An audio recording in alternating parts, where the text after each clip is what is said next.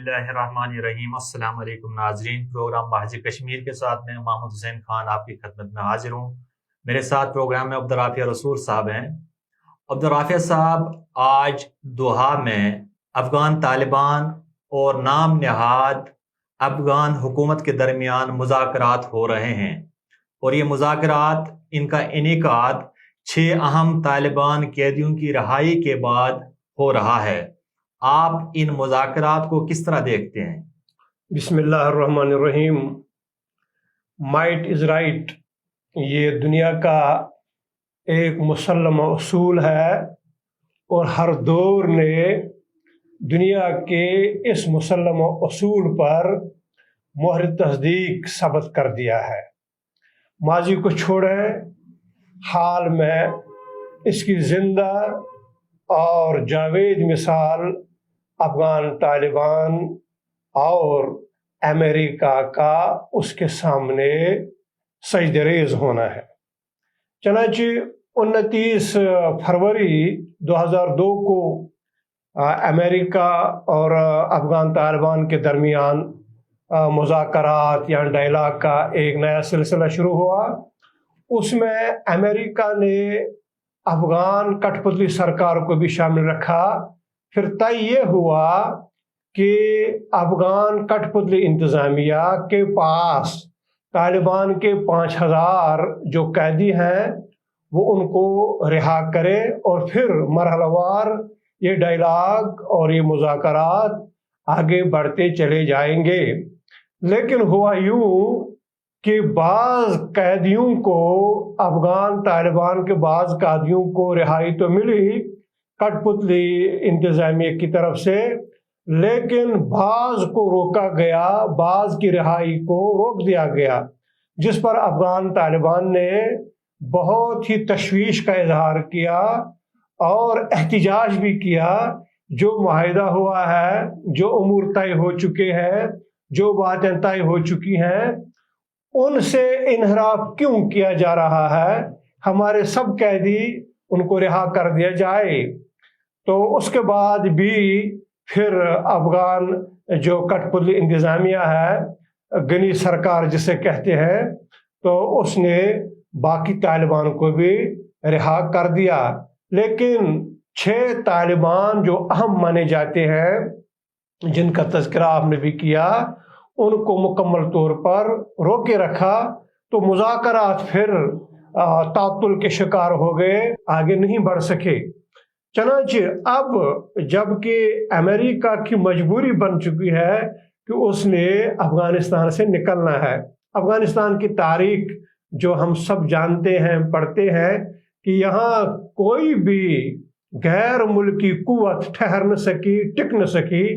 आप जब तारीख पढ़ते हैं अफ़गानिस्तान की, अपनी वक्त की बड़ी ताकत जो बरतानिया थी वो भी अफ़गानों को ज़ैर नहीं कर सकी। और फिर हमारी आंखों के सामने सोवियत यूनियन का जो मुजाहिदीन ने हशर बना दिया, मुजाहिदीन ने जो हशर उनका किया, वो हमारे सामने है। वक्त की सुपर पावर को अफ़गानिस्तान की सरजमीन पर शिकस्त मिली। और आज जो ताज़ा तरीन सूरत हाल है 9/11 के बाद, जब बड़े दमखम के साथ, बड़े करोफर के साथ अफ़गानिस्तान पहुंचा अमेरिका और वक्त की सुपर पावर, लेकिन अफ़गानिस्तान की सरजमीन ने अपनी तारीख को दोहराया। और वही तारीख है कि यहाँ किसी गैर मुल्की कुव्वत को हम रहने नहीं देंगे, कदम जमाने नहीं देंगे। तो अमारत इस्लामी तालिबान की ख़त्म कर दी गई 9/11 के बाद, लेकिन अफ़गान तालिबान ने मनसूबबंदी के तहत एक स्ट्रेटजी अख्तियार की, जिसमें पहले वो खामोश रहे, लेकिन जो ही अमरीकन छा गए सरजमीन अफ़गानिस्तान पर, तो फिर अफ़गान तालिबान ने उनके छक्के छुड़ा दिए और उनसे भरपूर मुकाबला किया और उनको सिखाया कि आप कहाँ पहुँचे, क्यों आए और किन के साथ आपका पाला पड़ा हुआ है। नतीजतन सब हम जानते हैं, यहाँ अमेरिका को अफ़गान तालिबान के सामने हजीमत उठाना पड़ी, शिकस्त से अमेरिका दुचार हुआ। फिर बहाने उसने बनाए, मैं निकलता हूँ, यहाँ सूरत हाल बेहतर बन रही है। तो इसी सिलसिले में آج جو دوحہ کی کانفرنس ہے، یا دوحہ میں قطر کے دارالحکومت دوحہ میں جو ڈائلاگ ہو رہا ہے، اب اس وقت جو ہے ایک طرف طالبان ہیں افغانستان کے، اور پھر کٹھ پتلی گنی انتظامیہ ہے، اور پھر امریکہ ہے۔ آج امریکہ کا سیکرٹری جنرل وزیر خارجہ پمپو اس میں شامل ہے ان مذاکرات میں جو آج ہو رہے ہیں۔ تو یہاں یہ طے کرنا ہے کہ آگے ہم ان مذاکرات کو کس طرح چلائیں گے اور یہ سلسلہ کس طرح بڑھے گا۔ لیکن الٹیمیٹلی جو بات ہمارے سامنے ہے، اللہ تعالیٰ کا ہم نے شکر ادا کرنا ہے اس بات پر کہ اللہ تعالیٰ نے وقت کی سپر پاور کو ایک مجاہد قوت کے سامنے، مجاہدین اسلام کے سامنے جھکا دیا، اور مجاہدین کا جو ہے پلہ وہ بھاری ہے، اور اللہ احکم الحاکمین نے اس دور میں بھی، عصر موجود میں بھی انسانیت کو دکھا دیا کہ آپ جہد مسلسل رکھیں، آپ اپنی جد و جہد کو جاری رکھیں، اور آپ نے پیچھے کی طرف نہیں مڑنا، نہیں دیکھنا، آگے ہی کی طرف دیکھنا ہے، اور دشمن کا مرحلہ وار مقابلہ کرنا ہے۔ تو اس میں کوئی شک نہیں ہے، وَأَنْتُمُ الْأَعْلَوْنَ إِن كُنتُم مُؤْمِنِينَ، کل بھی تھا، آج بھی ہے، اور آئندہ کل بھی یہ اللہ تعالیٰ کا حکم نافذ ہے، اور یہ نافذ العمل رہے گا۔ محترم رافع صاحب، اگر ہم کشمیر کی بات کریں، بھارت کو ایک بار پھر اقوام متحدہ کی سلامتی کونسل میں شکست اور ہزیمت کا سامنا کرنا پڑا۔ بھارت نے مسئلہ کشمیر کو سلامتی کونسل کے ایجنڈے سے خارج کرنے کا مطالبہ کیا تھا، اور موقف اختیار کیا تھا کہ کشمیر بھارت کا حصہ ہے، لیکن بھارت کے اس مطالبے کو مسترد کیا گیا۔ آپ اس حوالے سے کیا کہنا چاہتے ہیں؟ دیکھیے، یہ تاریخ ہے کشمیر کی کہ سلامتی کونسل میں جو کشمیر کا کیس چلا گیا وہ خود بھارت لے کر چلا گیا ہے۔ بھارت کی بانی قیادت جو ہے پنڈت نہرو، وہ چلا گیا ہے، اور اس نے سلامتی کونسل سے اس وقت درخواست کی تھی کہ کشمیر میں حالات ٹھیک ہوں گے، اور میری جو فوج اس وقت کشمیر میں آئی ہوئی ہے ڈوگرا مہاراجے کے کہنے پر، میں اسے واپس بلاتا ہوں۔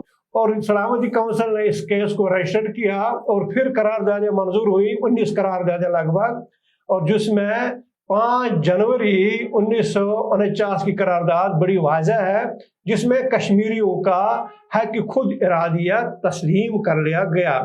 اب تب سے یہ سلسلہ سلامتی کونسل میں چلتا رہا ہے، لیکن آپ صحیح کہہ رہے ہیں، 9 سپٹمبر یعنی چند دن پہلے بھارت نے وہاں درخواست جمع کرائی کہ یہ جو مسئلہ کشمیر ہے اسے اب یہاں سے نکالا جائے، سلامتی کونسل کے چارٹر سے اسے نکالا جائے۔ لیکن سلامتی کونسل نے کہا نہیں، اب نہیں ہو سکتا، اسے آپ کے کہنے پر ہرگز ہم خارج نہیں کر سکتے ہیں، ہم اسے کل عدم قرار نہیں دے سکتے ہیں، ہم اسے یہاں سے خارج نہیں کریں گے۔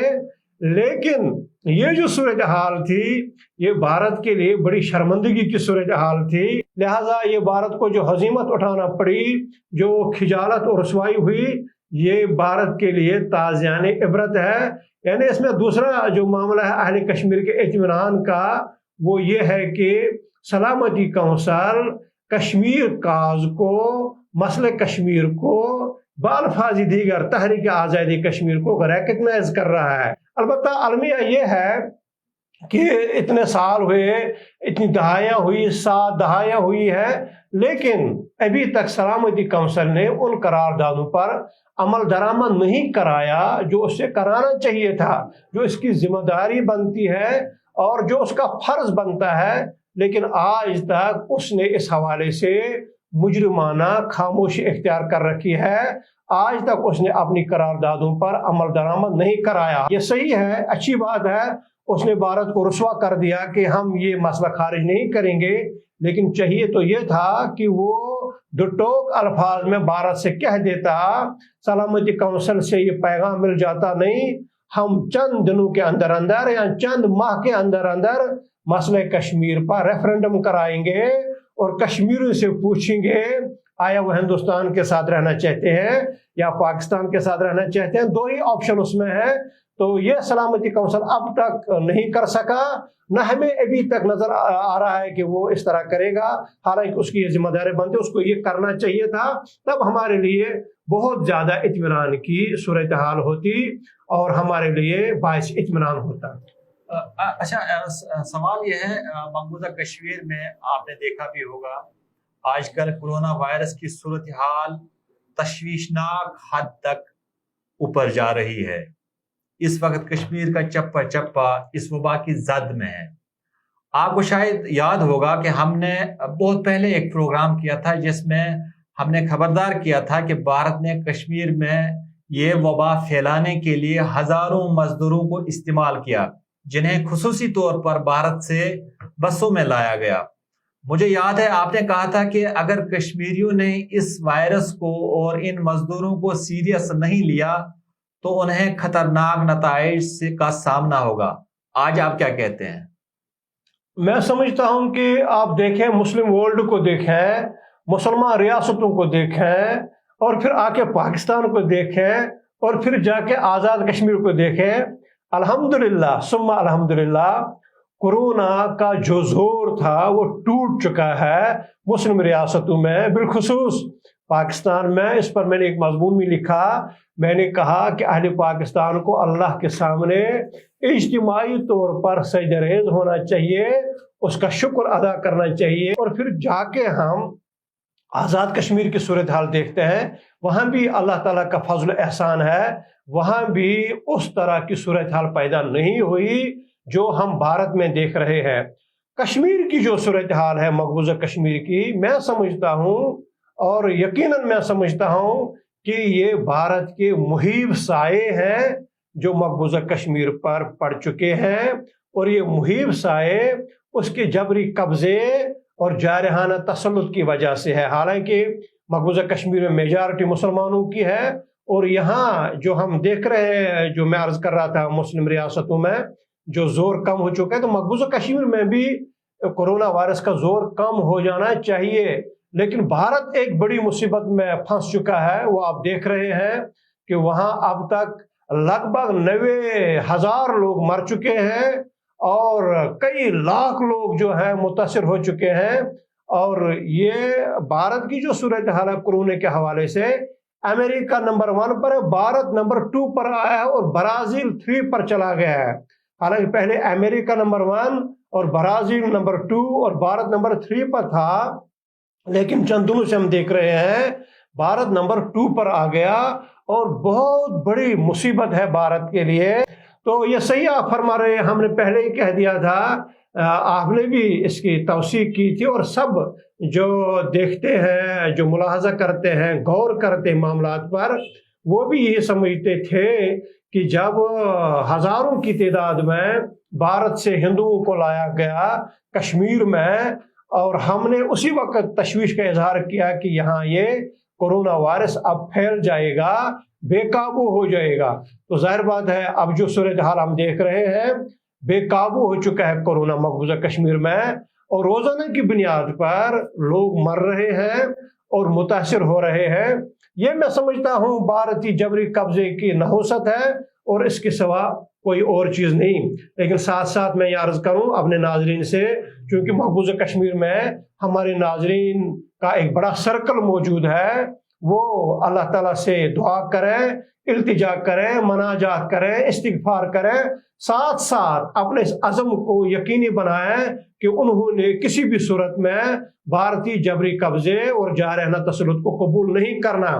جب اس عزم کے ساتھ اہل کشمیر آگے بڑھیں گے، اس نیت کے ساتھ آگے بڑھیں گے، تو پھر اللہ تعالیٰ ان پر مہربان ہوگا، اور اسی طرح انہیں بھی امان ملے گی، جس طرح آزاد کشمیر کے یعنی کشمیر کے اس پارٹ کو، یہاں کے عوام کو امان ملی ہے کورونا سے، اسی طرح انشاءاللہ العزیز مقبوضہ کشمیر کے مسلمانوں کو بھی کورونا سے امان ملے گی.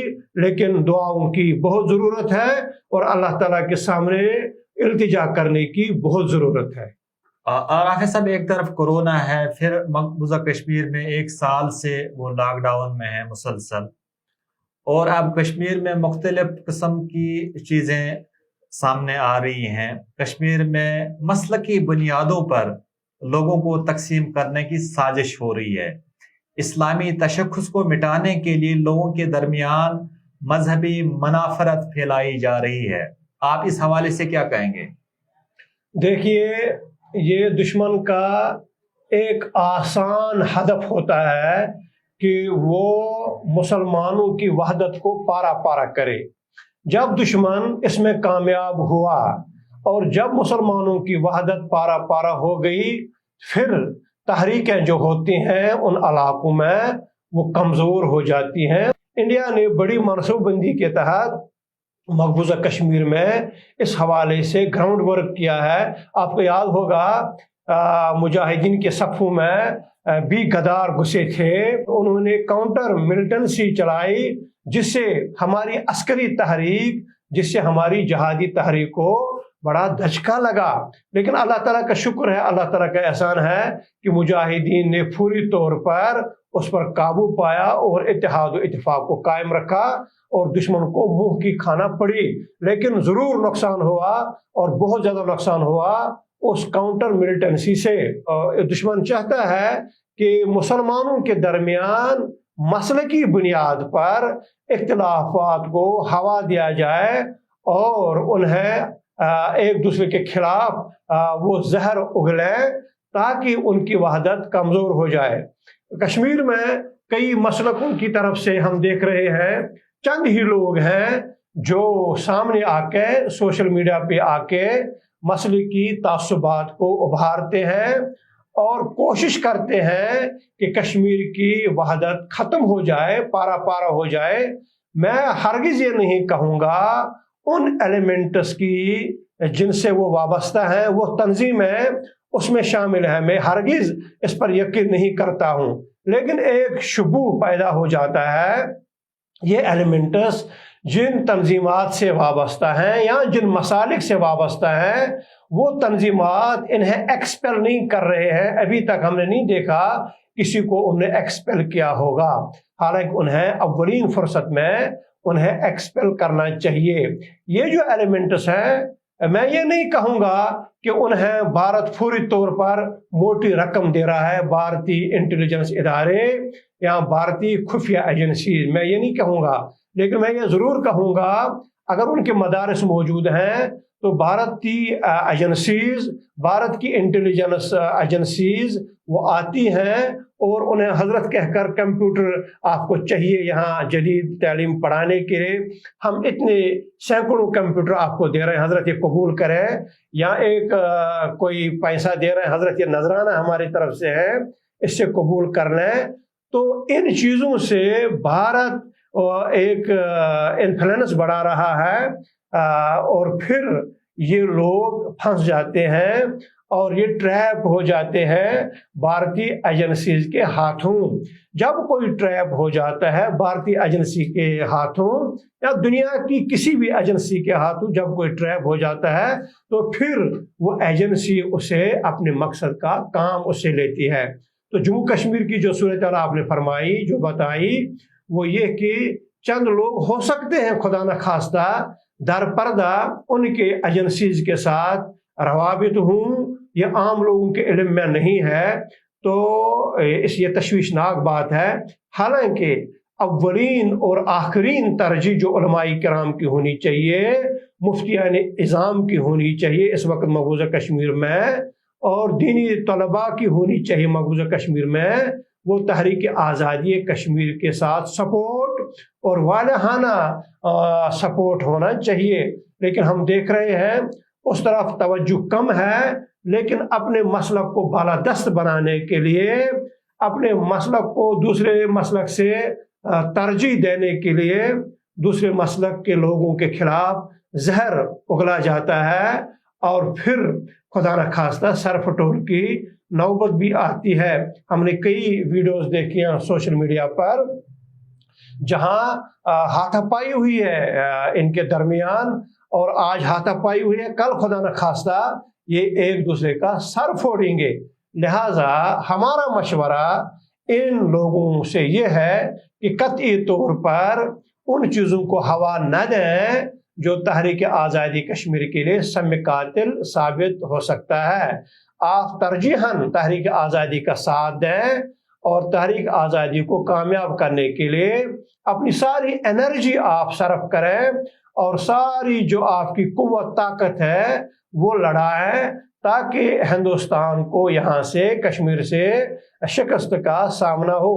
لیکن خدا نہ خواستہ اگر ہم نے خود ہی سپیس پیدا کیا اختلاف پیدا کر کے، تو بھارت اس سپیس کو اس طرح پر کرے گا، اپنے ایجنٹس کو گھسا کے یہاں افراتفری کا ماحول کرے گا، ایک دوسرے کے خلاف دشمنیت کا ماحول پیدا کرے گا اور ایک دوسرے کے خلاف لڑائی بڑائی کا ماحول بنائے گا، جو کسی بھی صورت میں اہل کشمیر کے لیے بہتر نہیں ہے اور کسی بھی صورت میں تحریک آزادی کشمیر کے لیے بھی بہتر نہیں ہے۔ محترم ناظرین، امت مسلمہ کو موجودہ دور میں جو سب سے بڑا مسئلہ درپیش ہے وہ مسلکی انتہا پسندی ہے، اور اس کے نام پر ہونے والی وہ کارروائیاں ہیں جن کے نتیجے میں نہ صرف اسلام کو نقصان پہنچ رہا ہے بلکہ وحدت امت کا تصور بھی ختم ہو رہا ہے۔ رواداری اور مسلکی ہم آہنگی کے لیے ضروری ہے کہ دوسروں کو اہل بدعت اور کافر کہنے کے بجائے اپنے نقطہ نظر کو مثبت انداز میں واضح کیا جائے اور ایک دوسرے کی اصلاح، ہمدردی اور خیر خواہی کے جذبے کے ساتھ شائستگی سے کی جائے اور دوسروں کو اپنا رقیب اور مخالف سمجھنے کی ذہنیت سے چھٹکارا حاصل کیا جائے۔ اور وقت کا تقاضا یہ ہے کہ تمام مسلمان اس بات پر متفق ہو جائیں کہ ہر اس طاقت سے ڈٹ کر مقابلہ کرنے کی ضرورت ہے جو مسلمانوں میں باہمی اختلاف پیدا کر کے اپنے گناونے مقاصد کی تکمیل میں مصروف عمل ہے۔ اس کے ساتھ ہی آج کے پروگرام کا وقت ختم ہوتا ہے، اجازت دیجیے، اللہ حافظ۔